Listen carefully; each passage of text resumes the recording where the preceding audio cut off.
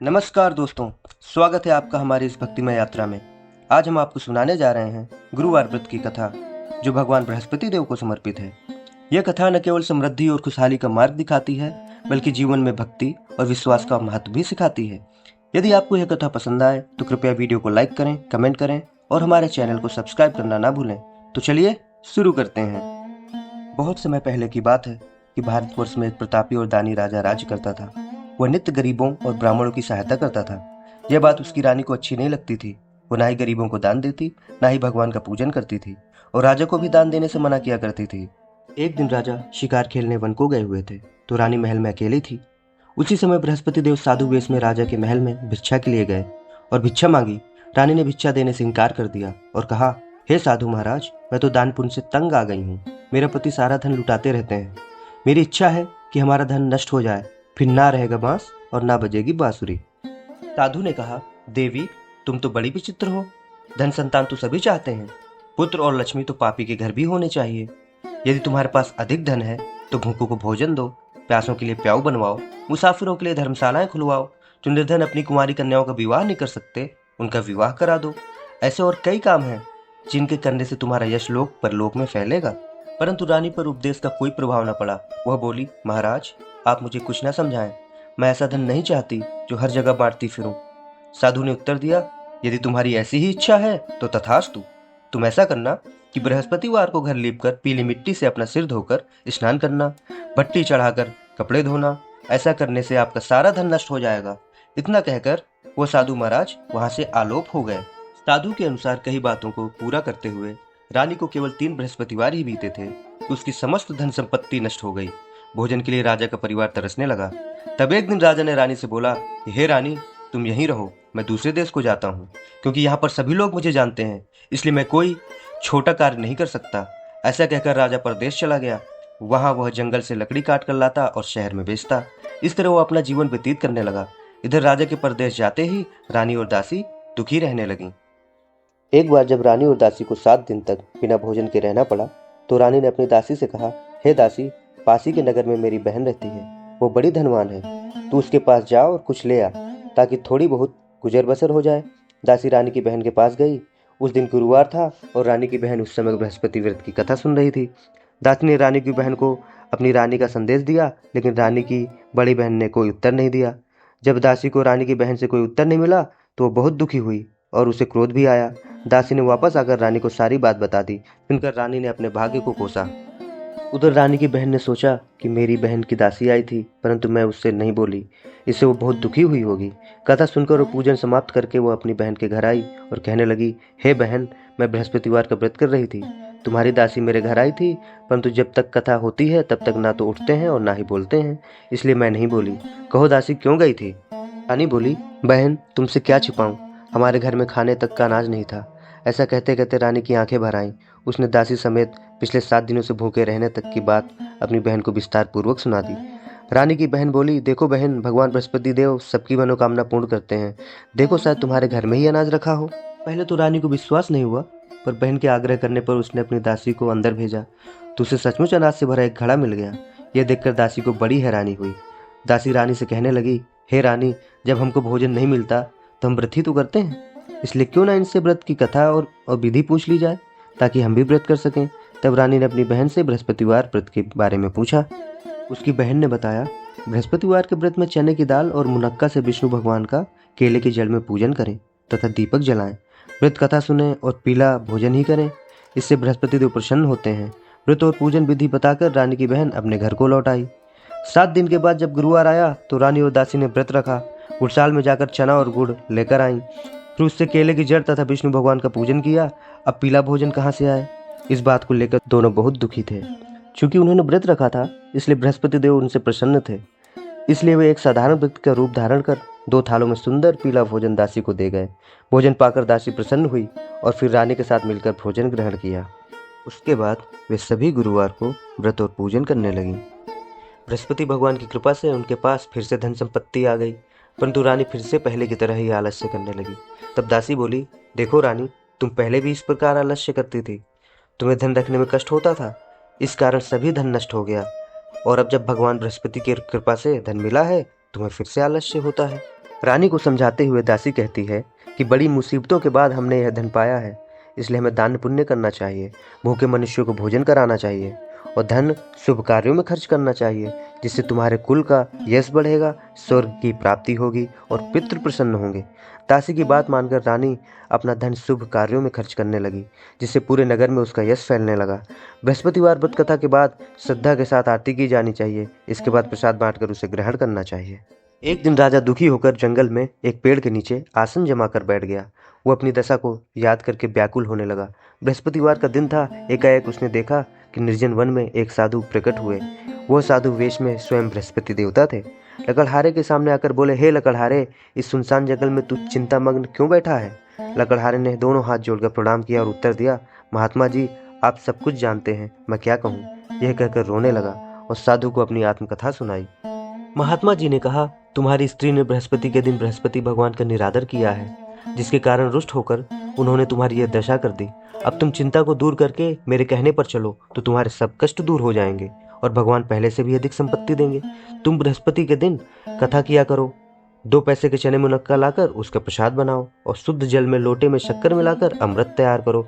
कथा के पश्चात अपने सारे परिवार और सुनने वाले प्रेमियों में अमृत व प्रसाद बांटकर आप भी ग्रहण करो। ऐसा करने से भगवान तुम्हारी सब मनोकामनाएं पूर्ण करेंगे। साधु के ऐसे वचन सुनकर लकड़हारा बोला, हे प्रभु, मुझे लकड़ी बेचकर इतना पैसा नहीं मिलता जिससे भोजन के उपरांत कुछ बचा सकूं। मैंने रात में अपनी स्त्री को व्याकुल देखा है। मेरे पास कुछ भी नहीं जिससे मैं उसकी खबर मंगा सकूं। साधु ने कहा, हे लकड़हारे, तुम किसी बात की चिंता मत करो।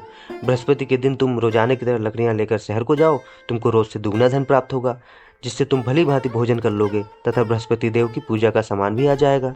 लकड़हारे ने कहा, हे महात्मा, मुझे बृहस्पति देव की कथा ज्ञात नहीं है। यह सुनकर साधु महात्मा ने बृहस्पति देव की कथा सुनाई और अंतर्ध्यान हो गए। बृहस्पति देव की कथा कुछ इस प्रकार है। प्राचीन काल में एक ब्राह्मण रहता था। वह बहुत निर्धन था। उसकी कोई संतान नहीं थी। उसकी स्त्री बहुत मलिनता के साथ रहती थी। वह स्नान न करती, किसी देवता का पूजन न करती।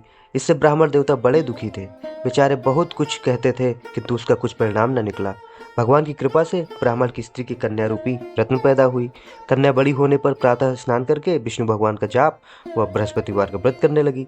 अपने पूजन पाठ को समाप्त करके विद्यालय जाती तो अपनी मुट्ठी में जौ भर के ले जाती और पाठशाला के मार्ग में डालती जाती। तब ये जौ स्वर्ण के हो जाते। लौटते समय उनको बीन कर घर ले आती थी। एक दिन वह बालिका सूप में उस सोने के जौ को फटक कर साफ कर रही थी। उसके पिता ने देख लिया और कहा, हे बेटी, सोने के जौ के लिए सोने का सूप भी तो होना चाहिए। दूसरे दिन बृहस्पतिवार था। इस कन्या ने व्रत रखा और बृहस्पति देव से प्रार्थना करके बोली, मैंने आपकी पूजा सच्चे मन से की हो तो मेरे लिए सोने का सूप दे दो। बृहस्पति देव ने उसकी प्रार्थना स्वीकार कर ली। रोजाना की तरह वह कन्या जौ फैलाती हुई जाने लगी। जब लौटकर जौ बीन रही थी तो बृहस्पति देव की कृपा से सोने का सूप मिला। उसे वह घर ले आई और उसमें जौ साफ करने लगी, परंतु उसकी माँ का वही ढंग रहा।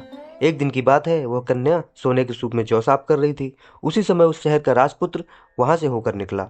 इस कन्या के रूप और कार्य को देखकर मोहित हो गया तथा अपने घर आकर भोजन तथा जल त्याग कर उदास होकर लेट गया। राजा को इस बात का पता लगा तो अपने प्रधानमंत्री के साथ उसके पास गए और बोले, हे बेटा, तुम्हें किस बात का कष्ट है? किसी ने अपमान किया है अथवा और कारण हो सो कहो, मैं वही कार्य करूंगा जिससे तुम्हें प्रसन्नता हो। अपने पिता की राजकुमार ने बातें सुनी तो वह बोला, मुझे आपकी कृपा से किसी बात का दुख नहीं है। किसी ने मेरा अपमान नहीं किया है, परंतु मैं उस लड़की से विवाह करना चाहता हूँ जो सोने के सूप में जौ साफ कर रही थी। यह सुनकर राजा आश्चर्य में पड़ गया और बोला, हे बेटा, इस तरह की कन्या का पता तुम ही लगाओ, मैं उसके साथ तेरा विवाह अवश्य ही करवा दूंगा। राजकुमार ने उस लड़की के घर का पता बतलाया। तब मंत्री उस लड़की के घर गए और ब्राह्मण देवता को सभी हाल बतलाया। ब्राह्मण देवता राजकुमार के साथ अपनी कन्या के विवाह करने के लिए तैयार हो गए तथा विधि विधान के अनुसार ब्राह्मण की कन्या का विवाह राजकुमार से हो गया। कन्या के घर से जाते ही पहले की भांति उस ब्राह्मण देवता के घर में गरीबी का निवास हो गया। अब भोजन के लिए भी अन्न बड़ी मुश्किल से मिलता था। एक दिन दुखी होकर ब्राह्मण देवता अपनी पुत्री के पास गए। बेटी ने पिता की दुखी अवस्था को देखा और अपनी माँ का हाल पूछा। तब ब्राह्मण ने सभी हाल कहा। कन्या ने बहुत सा धन देकर अपने पिता को विदा कर दिया। इस तरह ब्राह्मण का कुछ समय सुखपूर्वक व्यतीत हुआ। कुछ दिन बाद फिर वही हाल हो गया। ब्राह्मण फिर अपनी कन्या के यहाँ गया और सारा हाल कहा तो लड़की बोली, हे पिताजी, आप माताजी को यहाँ लिवा लाओ, मैं उसे विधि बता दूंगी जिससे गरीबी दूर हो जाए। वो ब्राह्मण देवता अपनी स्त्री को साथ लेकर पहुंचे तो अपनी माँ को समझाने लगी, हे माँ, तुम प्रातः काल प्रथम स्नान आदि करके विष्णु भगवान का पूजन करो तो सब दरिद्रता दूर हो जाएगी। परंतु उसकी माँ ने एक भी नहीं सुनी। और प्रातःकाल उठकर अपनी पुत्री के बच्चों की जूठन को खा लिया। इससे उसकी पुत्री को भी बहुत गुस्सा आया और एक रात को कोठरी से सभी सामान निकाल दिया और अपनी माँ को उसमें बंद कर दिया। प्रातःकाल उसे निकाला तथा स्नान आदि करा के पाठ करवाया तो उसकी माँ की बुद्धि ठीक हो गई और फिर प्रत्येक बृहस्पतिवार को व्रत रखने लगी। इस व्रत के प्रभाव से उसके माँ बाप बहुत ही धनवान और पुत्रवान हो गए और बृहस्पति जी के प्रभाव से इस लोक के सुख भोग कर स्वर्ग को प्राप्त हुए। यह कहानी कहकर साधु अंतर ध्यान हो गए। धीरे धीरे समय व्यतीत होने पर फिर वही बृहस्पतिवार का दिन आया। लकड़हारा जंगल से लकड़ी काटकर किसी शहर में बेचने गया। उसे उस दिन और दिन से अधिक पैसा मिला। राजा ने चना गुड़ आदि लाकर गुरुवार का व्रत किया। उस दिन से उसके सभी कलेश दूर हुए, परंतु जब दोबारा गुरुवार का दिन आया तो बृहस्पतिवार का व्रत करना भूल गया। इस कारण बृहस्पति भगवान नाराज हो गए। उस दिन उस नगर के राजा ने विशाल यज्ञ का आयोजन किया तथा शहर में यह घोषणा करवा दी कि कोई भी मनुष्य अपने घर में भोजन न बनावे, न आग जलावे। समस्त जनता मेरे यहाँ भोजन करने आवे। इस आज्ञा को जो न मानेगा उसे फांसी की सजा दी जाएगी। इस तरह की घोषणा संपूर्ण नगर में करवा दी गई। राजा की आज्ञा अनुसार शहर के सभी लोग भोजन करने गए, लेकिन लकड़हारा कुछ देर से पहुंचा, इसलिए राजा उसको अपने साथ घर लिवा ले गए और ले जाकर भोजन करा रहे थे तो रानी की दृष्टि उस खूंटी पर पड़ी जिस पर उसका हार लटका हुआ था। वह वहां पर दिखाई नहीं दिया। रानी ने निश्चय किया कि मेरा हार इस मनुष्य ने ही चुरा लिया है। उसी समय सिपाहियों को बुलाकर उसको कारागार में डलवा दिया। जब लकड़हारा कारागार में पड़ गया और बहुत दुखी होकर विचार करने लगा कि न जाने कौन से पूर्व जन्म के कर्म से मुझे दुख प्राप्त हुआ है, और उसी साधु को याद करने लगा जो कि जंगल में मिला था। उसी समय तत्काल बृहस्पति देव साधु के रूप में प्रकट हुए और उसकी दशा को देखकर कहने लगे, अरे मूर्ख, तूने बृहस्पति देव की कथा नहीं करी, इस कारण तुझे दुख प्राप्त हुआ है। अब चिंता मत कर, बृहस्पतिवार के दिन कारागार के दरवाजे पर 4 पैसे पड़े मिलेंगे, उनसे तू बृहस्पति देव की पूजा करना, तेरे सभी कष्ट दूर हो जाएंगे। बृहस्पति के दिन उसे 4 पैसे मिले। लकड़हारे ने कथा कही। उसी रात्रि को बृहस्पति देव ने उस नगर के राजा को स्वप्न में कहा, हे राजा, तुमने जिस आदमी को कारागार में बंद कर दिया है वह निर्दोष है, वह राजा है, उसे छोड़ देना। रानी का हार उसी खूंटी पर लटका है। अगर तू ऐसा नहीं करेगा तो मैं तेरे राज्य को नष्ट कर दूंगा। इस तरह रात्रि के स्वप्न को देखकर राजा प्रातःकाल उठा और खूंटी पर हार देखकर लकड़हारे को बुलाकर क्षमा मांगी तथा लकड़हारे को योग्य सुंदर वस्त्र आभूषण देकर विदा कर दिया। बृहस्पति देव की आज्ञा अनुसार लकड़हारा अपने नगर को चल दिया। राजा जब अपने नगर के निकट पहुंचा तो उसे बड़ा आश्चर्य हुआ। नगर में पहले से अधिक बाग, तालाब, कुएं तथा बहुत सी धर्मशाला, मंदिर आदि बन गई हैं। राजा ने पूछा, यह किसका बाग और धर्मशाला है? तब नगर के सब लोग कहने लगे, यह सब रानी और बांदी के हैं। तो राजा को आश्चर्य हुआ और गुस्सा भी आया। जब रानी ने यह खबर सुनी कि राजा आ रहे हैं तो उन्होंने बांदी से कहा कि हे दासी, देख राजा हमको कितनी बुरी हालत में छोड़ गए थे। हमारी ऐसी हालत देखकर वो लौट ना जाएं, इसलिए तू दरवाजे पर खड़ी हो जा। आज्ञा अनुसार दासी दरवाजे पर खड़ी हो गई। राजा आए तो उन्हें अपने साथ लिवा लाई। तब राजा ने क्रोध करके अपनी रानी से पूछा कि यह धन तुम्हें कैसे प्राप्त हुआ है? तब उन्होंने कहा, हमें यह सब धन बृहस्पति देव के इस व्रत के प्रभाव से प्राप्त हुआ है। राजा ने निश्चय किया कि 7 रोज बाद तो सभी बृहस्पति देव का पूजन करते हैं, परंतु मैं प्रतिदिन दिन में 3 बार कहानी तथा रोज व्रत किया करूंगा। अब हर समय राजा के दुपट्टे में चने की दाल बंधी रहती तथा दिन में 3 बार कहानी कहता। एक रोज राजा ने विचार किया कि चलो अपनी बहन के यहाँ हो आवे। इस तरह निश्चय कर राजा घोड़े पर सवार हो अपनी बहन के यहाँ को चलने लगा। मार्ग में उसने देखा कि कुछ आदमी एक मुर्दे को ले जा रहे हैं। उन्हें रोककर राजा कहने लगा, अरे भाइयों, मेरी बृहस्पति देव की कथा सुन लो। वे बोले, लो, हमारा तो आदमी मर गया है, इसको अपनी कथा की पड़ी है। परंतु कुछ आदमी बोले, अच्छा कहो, हम तुम्हारी कथा भी सुनेंगे।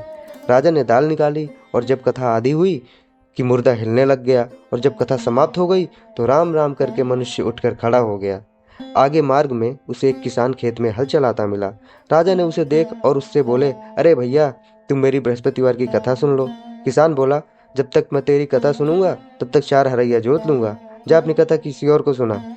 इस तरह राजा आगे चलने लगा। राजा के हटते ही बैल पछाड़ खाकर गिर गए तथा किसान के पेट में बड़ी जोर का दर्द होने लगा। उस समय उसकी माँ रोटी लेकर आई। उसने जब यह देखा तो अपने पुत्र से सब हाल पूछा और बेटे ने सभी हाल कह दिया। तो बुढ़िया दौड़ी दौड़ी उस घुड़सवार के पास गई और उससे बोली कि मैं तेरी कथा सुनूंगी, तो अपनी कथा मेरे खेत पर चलकर ही कहना। राजा ने बुढ़िया के खेत पर जाकर कथा कही, जिसके सुनते ही वह बैल उठ खड़े हुए तथा किसान के पेट का दर्द भी बंद हो गया। राजा अपनी बहन के घर पहुंचा। बहन ने भाई की खूब मेहमानी की।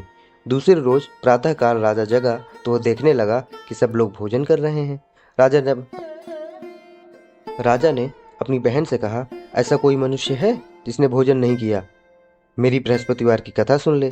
बहन बोली, हे भैया, यह देश ऐसा ही है कि पहले यहाँ लोग भोजन करते हैं, बाद में अन्य काम करते हैं।